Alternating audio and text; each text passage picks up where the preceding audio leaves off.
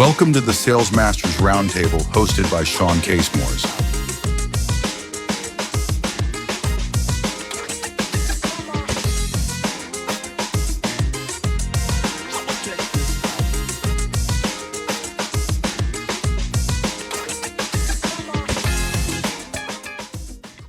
Hey, Christian Howard has joined us here today. Christian is actually the Senior Manager, Sales Excellence and Strategic Accounts for Draeger Medical. Christian, thanks so much for joining me today. Absolute pleasure. I'm looking forward to the questions. So thanks for having me. Yeah, well, Christian, so I want to jump right into it for those that are watching or even listening to this podcast and kind of go through some of our typical questions. But of course, we'll weave along depending on your answers. The goal, though, is really to help other sales leaders learn about, maybe some of the struggles and challenges you've faced and how you've overcome them. And then, of course, maybe give some of them a little bit of motivation if they're feeling some of the strains and stresses of being a sales leader. So with that said, before we even get into the questions, do you want to tell everybody just a little bit about your role today as it pertains to sales and being a sales leader? Absolutely. Yeah. No. So my role has changed very recently in the last year and a half.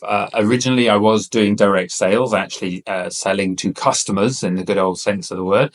Now I'm into more of a leader without authority, shall we say. So it's a kind of a challenging role. It's a big difference without that authority side of things. So I look after strategic accounts. So the two big GPOs for medical on our side, Health Pro and Mohawk Medbuy, they're national.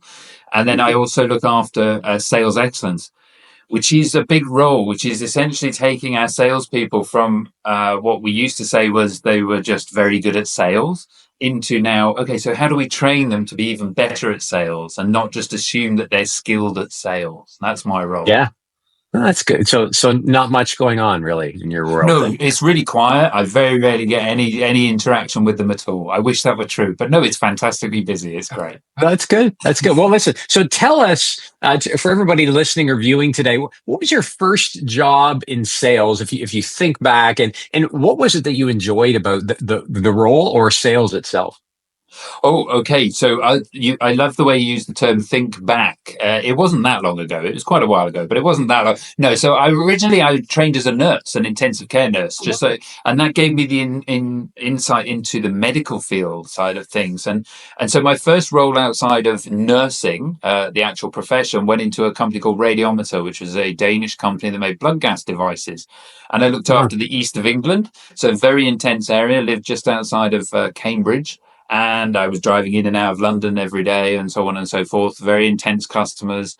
And that was a really good interaction because I've got to admit, my manager at that time was super patient. And that was my first. You think you go into things knowing absolutely everything. And actually, I'm really pleased that I had a very patient manager who took on a headstrong young man who thought he knew absolutely everything about everything. And it's only now, I'm starting to sound like my father, it's only now I can look back and say, I didn't know that much and I should have been more patient. So that was my first role within the medical sales field. It's interesting you say that. I think as in my experience, at least, some of the things you share is exactly what's crossing my mind as I age. About number one, maybe I don't know everything. And number two, being more patient. I mean, the whole idea of patience is a virtue. Maybe that comes with age to some degree. Yeah. Well, it certainly comes with how you feel when you've done a run in the morning. That's certainly that age catches up with you. So patience joins that, I feel. So it's definitely something I'm learning. So there's a good maybe a side comment. So is running something that you do on a regular basis, Christian? Oh, so I have to do some sort of exercise pretty much every day. So I went through my midlife crisis probably about 15 years ago. And I started doing swimming and I started doing running and I started doing cycling. So I went into long course triathlon, so half Ironman, Ironmans, marathon, stuff like that. And then just before COVID shut everything down, I did an Ultraman in Penticton, which is a 3-day event. So that sort of destroyed all my dopamine. Meant that I have no ability now whatsoever, and I'm now winding it down and retiring. So last year I did one half Ironman with my son, which was a fantastic experience. But what that gives you is a real insight into patience, but in addition to that, how to deal with situations that really aren't in your control. There's no point getting angry halfway through 3 hours on a bike. There's no point getting angry at a tire that's flat. It's not the tire's fault. It's just life. And it really does teach you, you should do things like that just to learn that actually the world is not there just for you. You have to put something in and you'll get something out of it in the end, and just be patient with it. Definitely. Do you think there's a parallel? So I've gone to the gym in an attempt to lift weights and do cardio and stuff since I was a kid. I think it started with being young and getting pushed around too many times and being a skinny kid and deciding I was going to change that. But do you think there's a connection between, that mindset that's really required in sales, meaning the strong mindset, the ability to keep pushing through when things become difficult or challenging? Do you think there's a connection between being able to compete in a marathon, be successful at that, and having that strong mindset in sales where the highs are high and the lows are low? What are your thoughts on that? No, absolutely. And I think what it comes down to is, again, it goes back to the patients, but in the medical side of things, our sales cycle is very long. So we're talking years of a sales cycle. So not getting too excited at the first inkling of an opportunity, and then turning that opportunity and spending time and patience on the discovery section of any sales call is one of the things we're trying to teach our sales professionals in our company. And I use the word sales professionals, not reps. I'm really keen on that. They are a profession. They're not just somebody that has this bad reputation of going in and so on and so forth. We're consultants to our customers, especially in the medical field. It's a passion we have. And so having that from the patients within a sporting event, and having that thick skin that life isn't going to give you everything you want just because you turn up. It's not sort of show up and everybody will give you everything. You've got 5 competitors. And the one interesting thing I was told by my trainer once, when I had a trainer, was when you're not training, your competition is. But when you're not in that account, when you're not in that hospital, Mr. GE, our competitor, is probably walking around schmoozing our customers. And if that doesn't make you competitive, nothing will. Yeah, that's a great point.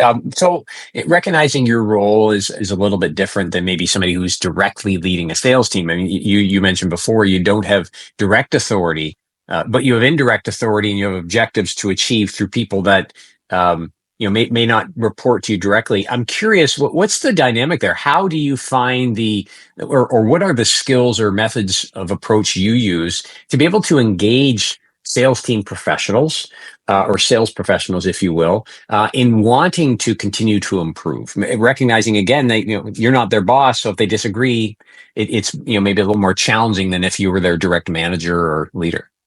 Well, there's a couple of things there. It's a good question because I find it really difficult. I want to just go, well, just do this and it will work, and off you go and it'll be fine. And they go, well, no. And then they go to somebody else, their manager, and they sort of say, well, Christian said, do this. So that's a really difficult one for me to get my head around. The biggest thing I think we need to do is engage with the managers of the people, and then understand who is in whose team. So the reason is when I go to some of our sales managers and I say, okay, so who are your team? And they invariably list their reports. And it's like, hang on, no, that's not your team. That's your report. We're your team. We're all on the same level in the same way as our senior leadership team. I'm not on their team. I'm their report. And so understanding how we can engage those sales managers with the methods and giving them, it's a sales pitch. I just need to give them a value proposition. And I just need to say, okay, so why are they not, what are they not seeing that we're doing that they're seeing any benefit from? Because as a customer of me, they're not seeing my value, which means I've not done my job properly. So in reality, I'm just selling a sales pitch to them as much as anything else and getting them to engage. And it's not just, one of the things I always want to say, it's not just money. Like everybody seems to think that, well, a salesperson always turns up for money. There's a little bit there. Nobody wants to be poor. It's always nicer to be unhappy and rich. But they still want to turn up and do the job because our customers, especially in our profession, which are first responders, hospitals, and our patients, it's really important that we turn up for our customers. Yeah. Yeah. And it's interesting. So in some ways, I guess there's parallels between what you're doing and what I'm doing, because I'm talking to sales leaders, executives, vice presidents, directors, and saying, hey, we could improve your team's performance in this area if we did this training, coaching, whatever the case might be. So as you suggested, it comes back to what's the benefit to them, and then in turn their team, if they invest the time and effort and maybe money in trying to pursue improvement of their area. So it's your message is a good one for all those that are in that sales excellence type role, who are trying to influence the improvement of sales skills and improving the sales professionals and their skills and their ability to sell, but don't have direct authority. It's about coming up with that value proposition and selling them and their managers, obviously, and the benefits to participating. And the difficulty that you've got is that you go and you do your training, and then the KPIs and the responsibility come from those managers. Yeah. And it's really difficult to then follow up from your perspective. So you're quite siloed. Like I can go and say, okay, next week I'm going to look through CRM. I'm going to check all these things. I'm going to ring the doorbell and say, well, I did your training. Yeah. What's going on? Why haven't you followed up? Where's the follow up? Where's the strategic planning that you said you would give to me? And because we're in the same company, that can work. So I think it's more challenging for you, in all honesty, because you're out there doing this training and then handing it over in a package and saying, run with it. And that's a difficult one. It's really challenging. It is. I said to somebody recently, we were discussing, and this was about the interview's about you, but I will address that. Somebody had said to me recently, so after you're done speaking at a sales kickoff meeting, for example, what do you do to ensure that the skills, the techniques stick? And I said, well, depending on the extent you want me, I mean, I can do follow-up calls with everybody, or I can do some follow-up video and create a video series to highlight. I can work with the sales leader to help them identify what the measures are. It really depends on the desired outcome. But to your point, some people say, yeah, no, we've had a speaker, you're a speaker, speak, see you later. And then I'm always left wondering, and I usually follow up. As that's how you and I met after an event I spoke at. I'm following up saying, how are they doing? Have you seen results? So that can maybe be annoying, but I think it to some, anyways. But I think it goes back to what you said: is that trying to build that relationship so that people understand that your success in your role, no different than mine, is based on the success of the people you're working with. If they can be successful inadvertently, you will be successful. And to me, that's the question that needs to be answered, what you need to focus on when you're in a sales excellence role, sales enablement. So let me ask you then, and again, recognizing you're not dealing directly with a team, but you're indirectly trying to improve the skills of the sales professionals. What are you finding are the biggest challenges or challenge that sales professionals seem to be facing today, at least in your sector? So there's a couple of things there. We've got internal and external challenges, I would say. So your external challenges are always going to be, you've got an annoying competitor. If you haven't got an annoying competitor, you will in about a month in today's world. It doesn't take very long for competitors to come around the corner when you've got something good. So we've got our external competitors that are running around saying things about us and what we can do and so on. That's a really big challenge. Linked to that, and I think I mentioned that just now, which was about the speed of change. That's a really big problem for our field. Because we're in a medical field, it's a little bit more acute because we can slow it down based on it having to go through Health Canada. You can't just launch something and go ta-da, and off it goes, and a patient's breathing on that device. In COVID, that didn't go so well with certain companies and so on, and so the market is changing continuously. We've got different competitors out there that we've never had a year ago, so we do get them coming in. And then we've got internal challenges. Like it's about mindset. So my role is about, I want to see people wanting to learn. It's that continuous pathway of learning. You don't know everything. You definitely don't know everything from a phone. You definitely need to pick up more books. You need to listen to different podcasts, books on the road when you're driving, all those things. If you're not just absorbing every piece of information and then thinking, do I agree or disagree with it? Don't disagree with it until you've listened to it. And so those learning mindset is a real internal problem. And then we've got all the technology internally. So CRM, and we've got these different trainings and this different tool, and we want another tool. And can you produce a slide deck of this and so on and so forth? It's helping them clear the noise. That's where I think AI is coming in within sales, is to hopefully get rid of some of the noise at the moment and to support feedback mechanisms around AI tools and so on, and to Yeah. support those sorts of things. But definitely there is a huge amount of noise in a salesperson's day that isn't sales related. Yeah. And it's bringing them Yeah. back to that. I am a sales professional, and my skill is sitting. In all honesty, I think probably the most expensive person in any company is the sales people, the sales team. So Yeah. you want to make the most of that hourly rate and put them in front of customers, not in front of a laptop, not in front of their Yeah. car. And having them in front of those customers is the most effective way you can do that. And so my skill, hopefully, is to generate the interest that they learn how to ask the discovery, how to produce the consultation side of things, rather Yeah. than just show up and throw up, that old adage. Yeah.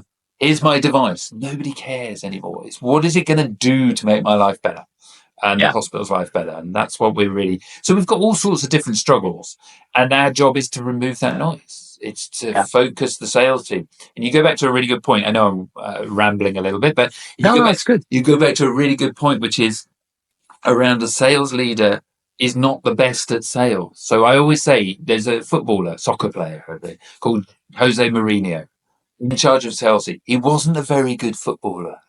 He was okay, but he wasn't brilliant. But he was in charge of Chelsea, and he said he was the great one in the same way as Wayne Gretzky. But he said, I am the great one because I can manage the team to be a better team.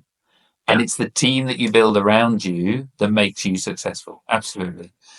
And that's still, I mean, this has been said for years that a lot of companies, when they want a sales leader, will take their top salesperson and make them a sales leader. The reality is that person could be effective at Mhm. helping others recognize the best way to sell and helping them along. But on the flip side, they might not be. And you might have Absolutely. just lost your best salesperson by moving them into a leadership role. So I think that's always when you're trying to hire into a leadership role, being clear on the fact that just because somebody's good in sales doesn't mean they're going to be good leading a team. And Absolutely. your example of, I've seen a lot of great sports players, people that have taken sports beyond like the local league, hockey and baseball, and they've moved into more senior roles throughout college and university in sports, and then gone on to either be a great part of the team as an individual contributor or to lead the team. But it's really independent. It's the person, the individual, right? Their own skills and talents that will determine whether they're good as the professional or the leader of the team, right? Absolutely. We had a salesperson, there's a story we had with a salesperson in the UK that was the best salesperson. It's very, very good. Absolutely phenomenal at what he did. And so you'd go up to him and say, well, we can put you into a leadership role. So you'll have to teach other people about sales, what they do, and all those. And he said, so explain to us, what do you do? How do you do it? How are you doing this? And he said, what do you mean? And okay, so what do you do in the morning? I just go out and I start seeing cars. So explain that, because you're going to have to explain that to a sales. Well, I just know. Yeah. And so, yeah, you get to that point, which is, it's just some people are just an innately good salesperson, Yeah. and they will not necessarily transfer into, like you say, that leader of other salespeople. Your general isn't necessarily the best soldier. Yeah. But definitely you need a general to be a really good general. So you have to pick and choose them Absolutely. very carefully. Absolutely. Well, here we're getting close to our time, so I have a wrap up question for you, and then I'm going to turn it over to you for any closing thoughts. Just going back to where you began, realizing your transition into sales was maybe a little bit different than some. What is something that you wish you knew before you got into this role? And recognizing your career is not done, you've probably got future ambitions to continue to move forward. What's something you wish you knew before you got into sales or even sales leadership? That would have been helpful to you. But instead, it's something you learned kind of along the way. So I have to go back. I cannot say highly enough. I have to go back to, I need patience. I need to stop, take a moment. And I've learned that in definitely since COVID. COVID was really good in certain ways, bad in others, but really good in certain ways.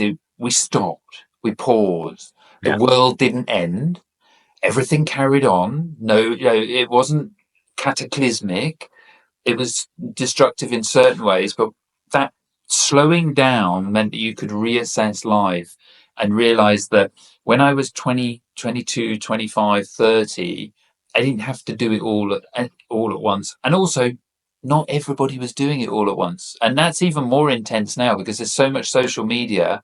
Not everybody's living on a beach, earning $1 million, doing all these great things. People are just getting up in the morning, doing their job, going to work, driving their cars, and going home, feeding the family. And those are the important things. The rest is a sidebar. So slowing down, patience, and realizing that your first part of your life is to grow you, and the second part of your life, which is probably where I am now, hopefully, is to share what you've learned so that they don't necessarily have to learn it in the same time frame. And I think it's David Brooks that says about crystallized intelligence. At this point, your brain has stopped absorbing or is limited absorption and is now starting to share more information. So being more mentors to younger salespeople. And if I could tell anybody out there, just slow down. You'll get there. It'll be fine. Yeah. And the customers will really like it if you just took a moment to not think about how fast you're going, but how they want to go. And that would be my only thing. If I could go back and talk to myself, that would be it. Probably, I would think. And not drink so much when I was younger probably is another thing. But there's a whole other podcast on that probably. Yeah, that's it. We'll create a how do we spend time decompressing from the role of a sales leader. That's a whole other episode. Well, listen, what I'd like to do, Christian, is just, for those that are listening, and again, we'll have people from all walks of life as sales leaders, sales executives, listening in or watching this. What is one piece of advice or tip or something that you would share with them that you think would be helpful, kind of along the lines of being that mentor, helping people who are maybe younger than yourself? What's something you'd tell them today to keep in mind? So what I wasn't very good at when I was younger, and I heard a good saying, and I don't know where I got it from, is be an elephant, not a hippo. So I have that pinned to a piece of paper on my monitor, which is big ears, small mouth, rather than small ears, big mouth. And I need that more because I have a tendency to jump in, get overexcited, and we've got different cultures and different accents and different language challenges, which is good. But when you get frustrated that you can't hear, I would just say, take a step back, just listen, and you'll be amazed how getting from here to here at their speed will give you much more indication as to what's a good idea. And so, listen more, talk less. It's very difficult in a sales role, but if you do that, you'll learn so much more than you will instead of just talking to people constantly. So that would be my advice. Excellent. Well, listen, I really appreciate your time, Christian, and sharing what you shared with everybody.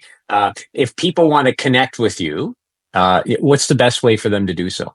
So my email address is first name dot last name christian.howard@draeger.com. You can always get me on there. I'm on LinkedIn, so just look up Christian Howard. There's a very good profile picture of me looking very professional.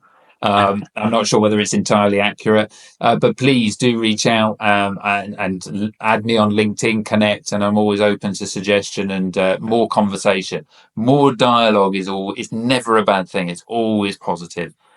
So please do reach out and connect. Excellent. Well, thanks so much for joining us today, Christian. We'll talk to you again soon. Absolutely. It's been a pleasure. Thank you so much, Shawn.